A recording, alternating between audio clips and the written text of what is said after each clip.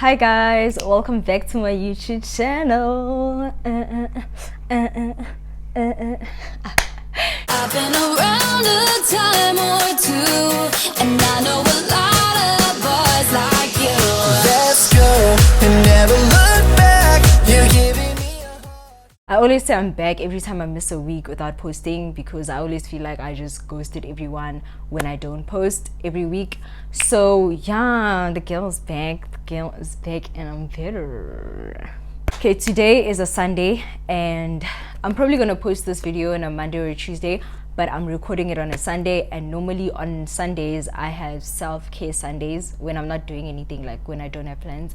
So if you watched my previous video, you would have seen that I was doing my nails. Okay, today the nail polish is off because, you know, I was saying that it doesn't last and I always just have to take it out after a couple of days. So that's what happened.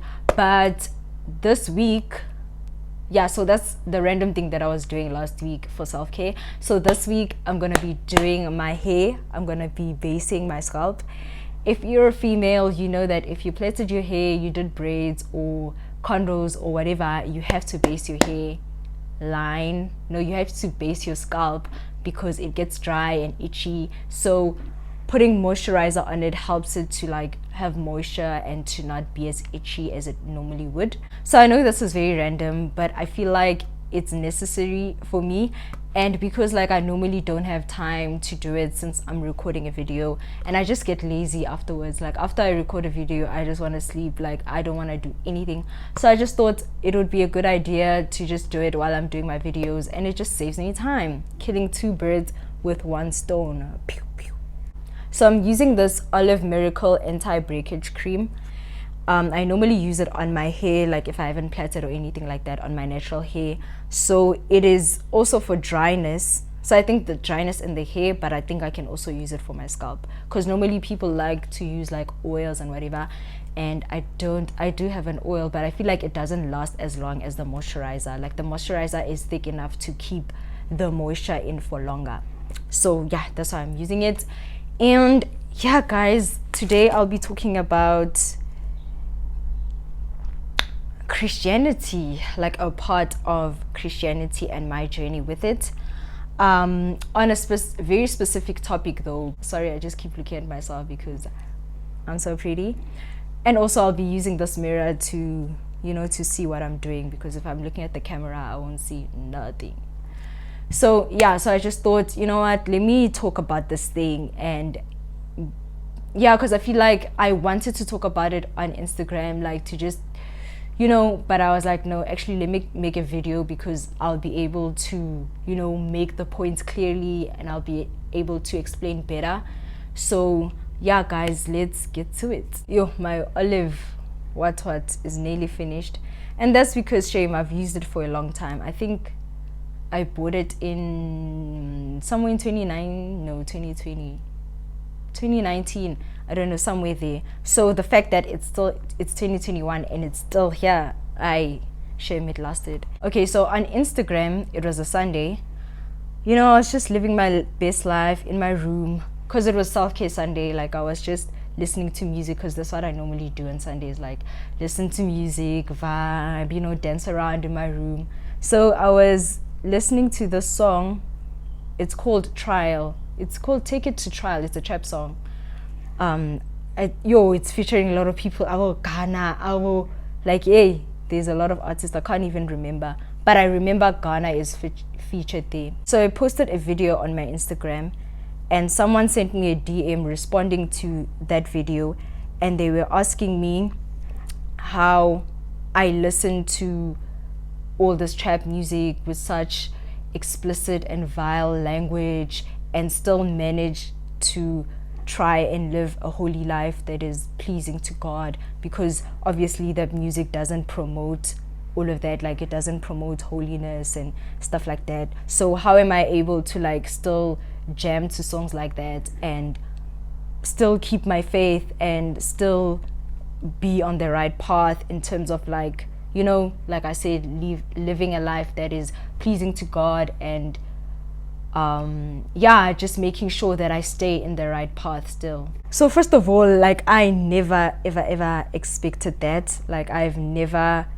had anyone ask me that, and I was very happy. Like, I was very pleased with that question, because I was just like, you know what, these things need to be spoken about, because these things happen. Like, these things really be happening.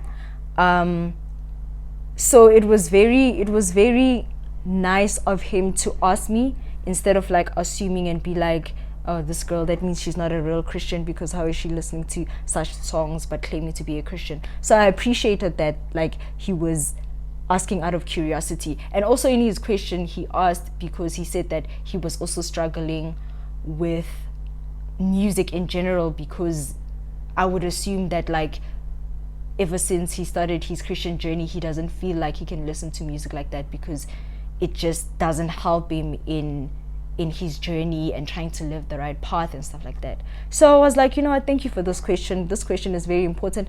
Let me rethink my life and, you know, see, because I've never really had a theory or whatever about it. So I asked people, I'm like, guys, here's a question that I've been asked. If you're like me and you listen to this kind of music and you're also Christian and whatever, please respond. And, you know, I just want to see what you guys think about it, and then I'll just form my own answer from that. So people responded to that DM, and there was someone that said that if they're being honest, it's impossible to listen to that kind of music and not be derailed from your walk with God. But they also know people that can disassociate with that music. Like, listening to that music doesn't affect them in any way. It doesn't affect their relationship with God or their views and influence and stuff like that.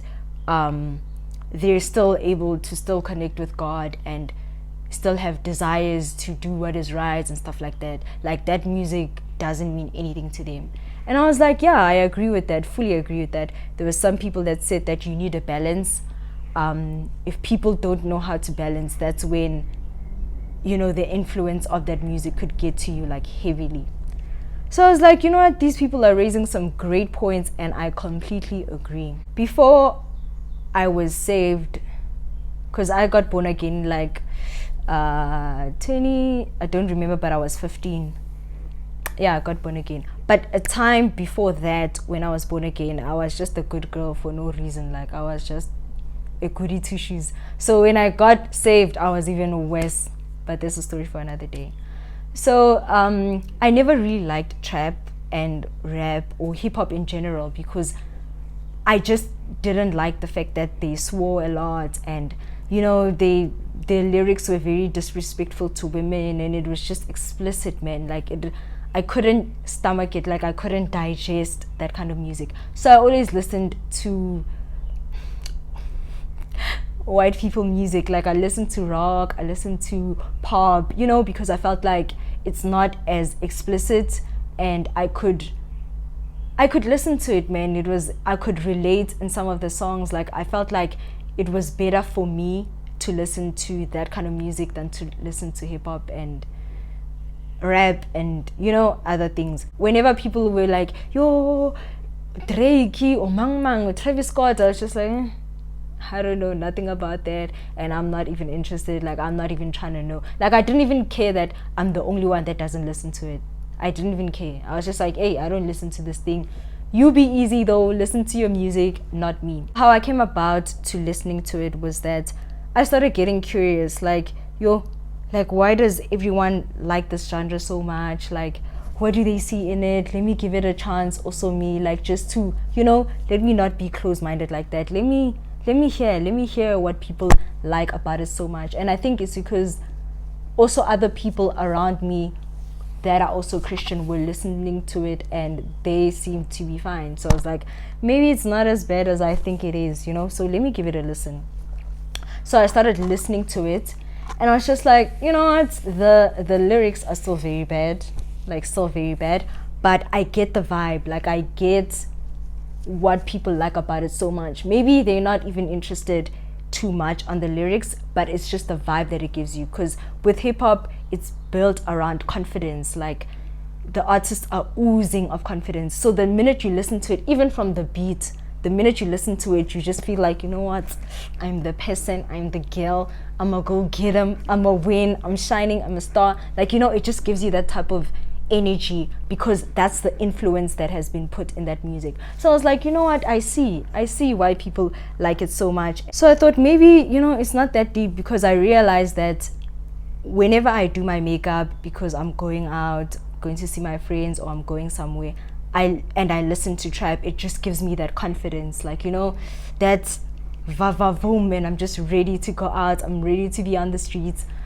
and I'm ready to just have fun. So that's the vibe that I was getting from it. And I was just like, you know what, if this is what I'm gonna get from this music, then bet, you know, everything else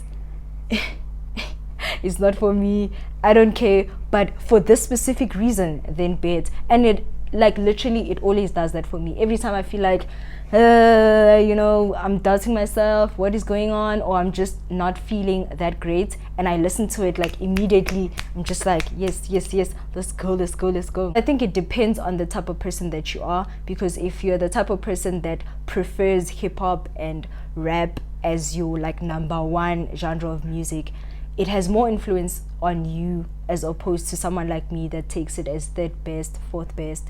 So I think that if you're that type of person, you should try to gravitate more towards hip-hop in Christian genres. So there are a lot of artists like Lecrae, Andy Mineo that do hip-hop, like, and it's that good quality hip-hop. Yay, that hip-hop that really slaps, but it's just Christian, like, the content is different, and the content has better influence on people than the circular one that we normally listen to.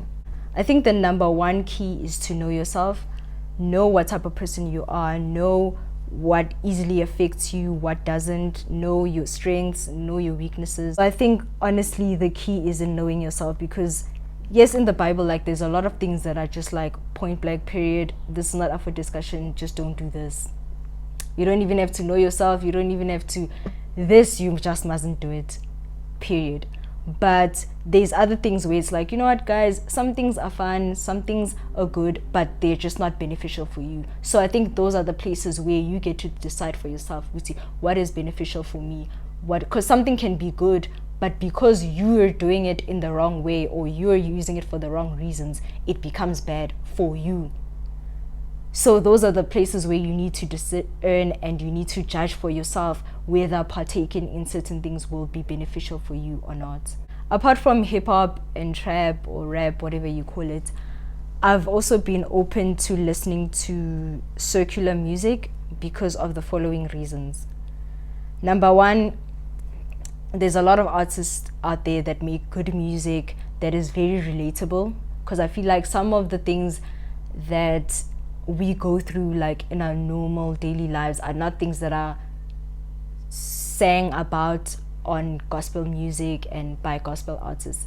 So I think that it's been very helpful to me in terms of relating, like, oh my gosh, so I'm not the only one that goes through this, or I'm not the only one that feels like this, because there's a lot of emotions also that we go through as human beings, and there's artists that are really able to break them down for us and, you know, tell us that, you know, it's okay to feel like this, we also feel like this, you're not alone in feeling like this. And also some of them even help you in ways of navigating those feelings or those experiences.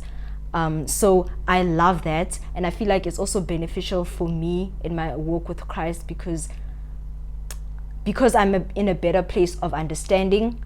When I pray to God, I know what I'm praying for. I'll be like, okay, God, now I'm praying for this because I'm understanding that this is what I'm going through, or this is what I'm feeling, so I am praying for this in terms of a solution to whatever I'm going through or whatever I'm feeling. Another reason is that I just want to hear other people's stories. Like, I feel like there's a lot of artists that speak about their experiences and the things that they live with and the things that they go through that I can't relate to, but I'm just like, wow, it's so nice to know, it's so nice to hear, it's so nice to just listen, you know, to other people and what they're going through and their life experiences. And I think it helps me open up my mind, because I've always grown up in this Christian bubble where, you know, everything is just hallelujah, amen, and being oblivious to the world that is around me, to the things that people are experiencing around me. And I think that if we're Christians that are trying to reach other people, and we're trying to spread love, and we're trying to, you know, just reach people in general, it's important to not be oblivious to the things that they go through. It's important to be able to listen to the experiences, to be able to listen to their lives. So I think it's very helpful for me in that sense, where I'm just like, you know what, there's girls out there that be going through this, there's girls out there that be thinking like this, there's guys out there that are dealing with such things, like, you know. So I think it has helped me a lot. And I think even with hip-hop and rap, like, there's a lot of artists that are just speaking about the experiences. Even in trap, like, you will hear, yes, there's explicitness, but there are verses there where you hear that this person is talking about what they're going through or what's been on their mind. And I just love to hear that. Like, I just love to just listen. And I think it also helps me to sympathize, to be able to sympathize with other people and have empathy. I was even saying to that guy that I don't mind artists that swear in their music, because there's a lot of artists that use the swearing as a form of expression. Like, they're trying to express what they're feeling and what they're saying. So I won't be like, they're swearing, I'm gonna switch that off, I'm not gonna listen to that, because I feel like that was not the point of the song. So I listened to what they were trying to say, the message that was being conveyed, and just overlook the swearing, because the swearing doesn't carry as much weight as the message that they're trying to give into that song. In general, I'm just someone that listens with a purpose. Like, if I'm listening to something or I'm watching something, it's always with the purpose, and I'm always just trying to see the bigger picture, and I'm always just trying to take what I can get and then leave the rest. I think a lot of Christians don't want to show themselves or post things where they're listening to secular music or they're watching certain shows, because they're scared that the people that are watching them are just going to see it as, oh, she listens to Travis Scott, or oh, she watches Real Housewives of Johannesburg, that means it's okay to do that, I'm gonna go and do that too. So for example, I'd be scared that, like, I can't post a certain song that I enjoy by Mang Mang, because someone else that is still new in the faith is gonna see it and be like, yo, okay, Special listens to that, okay, sharp, even me, let me go and listen to it. And then their relationship with God shakes, and then it's low-key going to be my fault because I made them think that it's okay to do that because I'm doing it. So a lot of Christians would just rather not put it out there at all, so that it doesn't leave a gap for people being misled and stuff like that. So I completely understand that. Like, personally, for me, I'm not like that. Like, I'm not really worried about stuff like that. Like, I need to, you know, hide certain things or not do certain things because I'm scared Mang Mang is gonna think what, or Mang Mang, you know. And that's because I just honestly believe in transparency, guys. Like, I believe in being honest. I believe in being open with the people that follow me, the people that watch me. I believe in being myself 1000%. And I think that in me being myself, it gives people the opportunity to ask questions. Like, the questions that you wouldn't be able to ask your pastor are the type of questions that you'll be able to ask me. Because you'd be like, girl, you do that, same, but how do you navigate it? Like, how do you, you know, people are able to come to me freely and be like, you know, Spesh, I've been struggling with 1, 2, 3, and I see you said something similar to that you've also experienced something similar. How did you navigate it? How did you go about it? How did you overcome it? And I think that I'm just really happy. The reason why I was very happy with that guy asking me that question was because he was struggling with it, but he was struggling alone. He didn't think of any Christian that he could go to, perhaps. Now I'm just, you know, trying to think what kind of situation he could have been in. Like, he was thinking he can't go to 1, 2, 3, 1, 2, 3, 1, 2, 3 because he's never seen them listen to that kind of music. So he can't go to them and be like, hey dude, I'm actually struggling with this music thing. How do I do it? How do I listen to music that I feel like enriches me without losing my journey with God? Like, you know, how do I navigate all of that? I feel like that's the type of space that I want to create for the people that follow me, the people that watch me. I want you guys to know that it's real out here. You're not alone in experiencing the things that you experience, the things that you feel. I'll make a second part of this video because there's still a lot of things that I want to say. But yeah, as for part one, that's me, guys. But yeah, guys, I hope you enjoyed this video. Don't forget to like, subscribe, leave a comment down below, and I'll see you guys next time. Bye.